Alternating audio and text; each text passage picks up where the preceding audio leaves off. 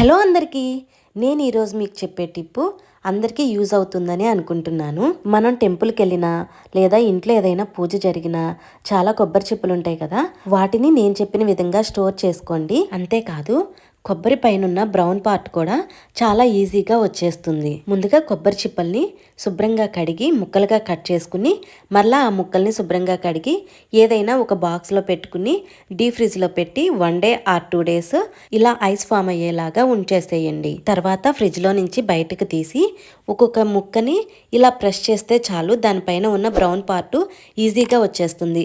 వీడియోలో చూడండి ఎంత ఈజీగా తీసేయొచ్చోను, ఏ మాత్రం కష్టపడుకోకుండా చాలా ఈజీగా వచ్చేస్తుంది. చూసారు కదా వీడియోలో ఎంత పర్ఫెక్ట్గా బ్రౌన్ పార్ట్ మొత్తం వచ్చేస్తుందో. అంతేకాదు కొబ్బరిని ఈ విధంగా స్టోర్ చేసుకుంటే 3-4 నెలల వరకు ఏ మాత్రం పాడవకుండా చాలా మంచిగా ఉంటుంది. ఈ వీడియో నచ్చిందా? అయితే ఒకసారి లైక్ చేసి షేర్ చేయండి. Thank you.